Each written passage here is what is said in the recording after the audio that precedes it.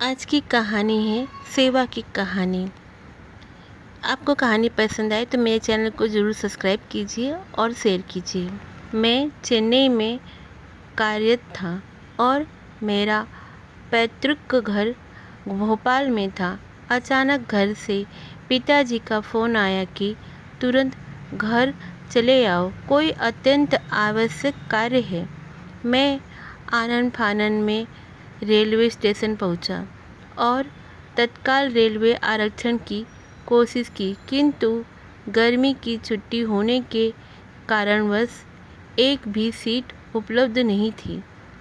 सामने प्लेटफॉर्म पर great truck express गाड़ी खड़ी थी और उसमें भी बैठने की जगह नहीं थी, किंतु मरता क्या नहीं करता।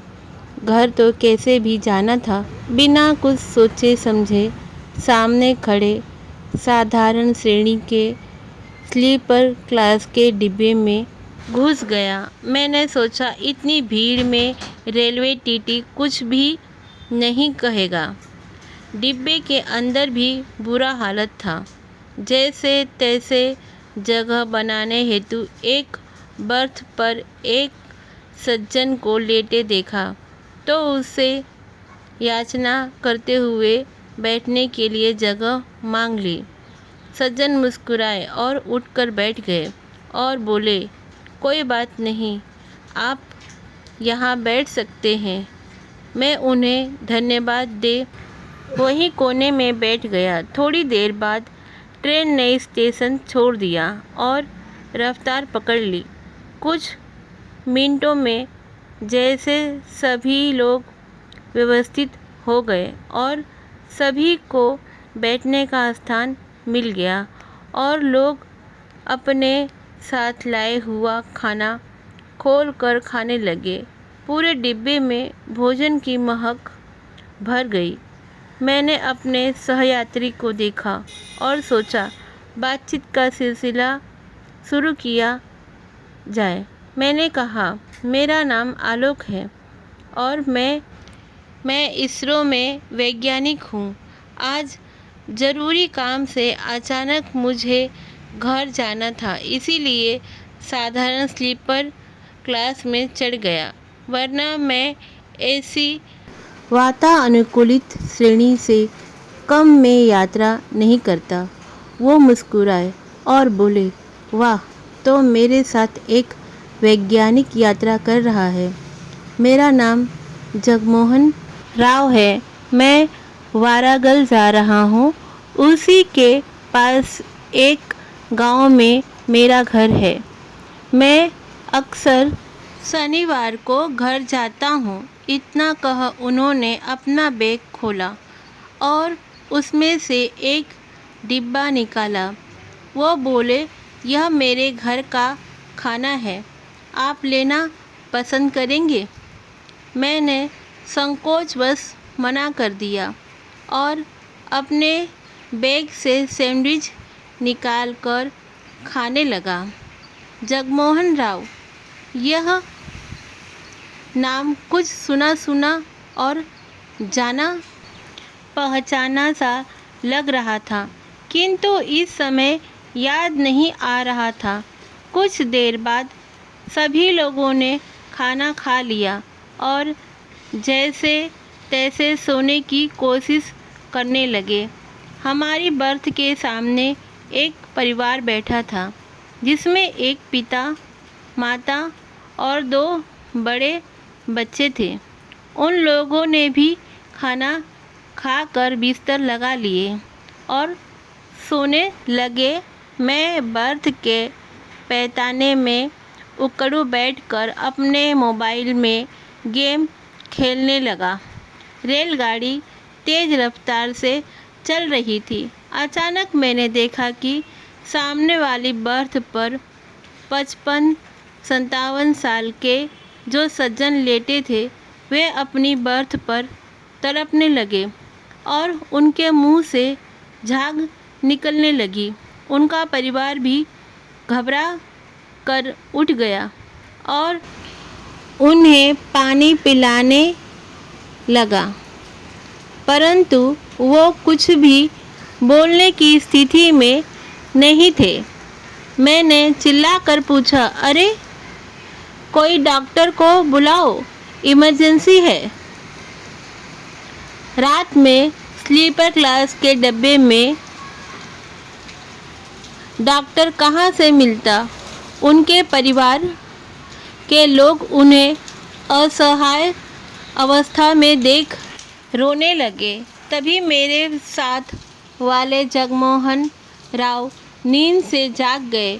उन्होंने मुझसे पूछा, क्या हुआ? मैंने उन्हें सब बताया। मेरी बात सुनते ही उन्होंने लपक के अपने बर्थ के नीचे से अपनी सूटकेस को निकाला और खोलने लगे। सूटकेस खुलते ही मैंने देखा उन्होंने स्टेथोस्कोप निकाला और सामने वाले सज्जन के सीने पर रख कर धड़कनें सुनने लगे। 1 मिनट बाद उनके चेहरे पर चिंता की लकीरें दिखने लगी।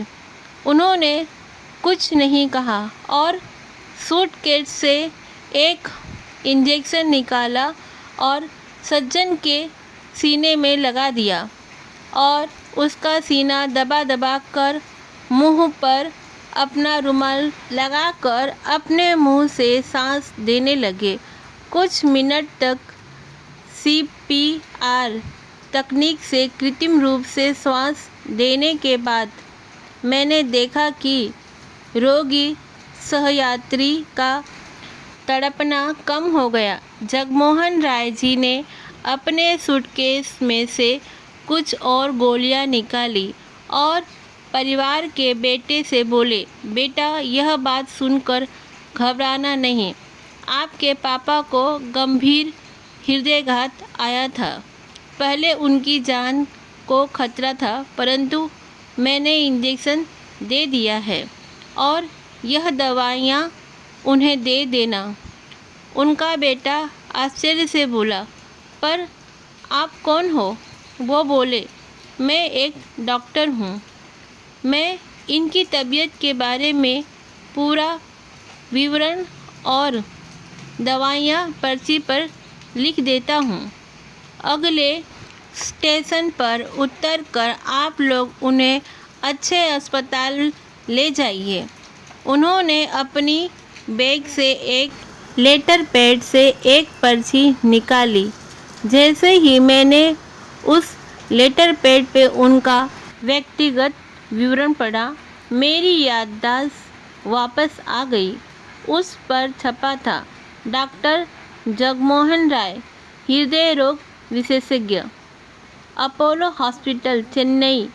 अब तक मुझे भी याद आ गया था कि कुछ दिन पूर्व मैं जब अपने पिताजी को इलाज के लिए अपोलो अस्पताल ले गया था, वहाँ मैंने डॉक्टर जगमोहन राय के बारे में सुना था।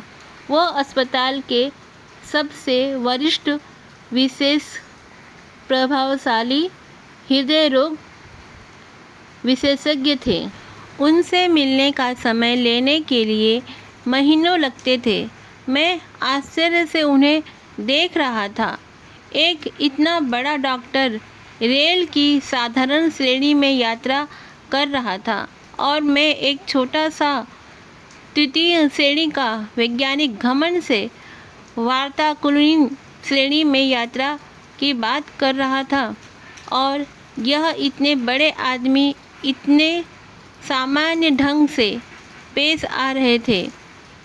इतने में अगला स्टेशन आ गया और वे हृदयाघात से पीड़ित बुजुर्ग एवं उसका परिवार टीटी एवं स्टेशन पर बुलाई गई चिकित्सा मदद से उतर गया। रेल वापस चलने लगी। मैंने उत्सुकतावश उनसे पूछा, डॉक्टर साहब, आप तो आराम से वातानुकूलित श्रेणी में यात्रा कर सकते थे, फिर सामान्य श्रेणी में यात्रा क्यों? वे मुस्कुराए और बोले, मैं जब छोटा था और गांव में रहता था, तब मैंने देखा था कि रेल में कोई डॉक्टर उपलब्ध नहीं होता, खासकर दूसरे दर्जे में। इसीलिए मैं जब भी घर या कहीं जाता हूँ तो साधारण क्लास में ही सफ़र करता हूँ। न जाने कब किसे मेरी ज़रूरत पड़ जाए। मैंने डॉक्टरी लोगों की सेवा के लिए ही की थी। हमारी पढ़ाई का क्या फ़ायदा यदि हम किसी के काम न आ पाए। इसके बाद सफ़र उनसे यूं ही बात करते करते बीतने लगा। सुबह के 4 बज गए थे। वारंगल आने वाला था।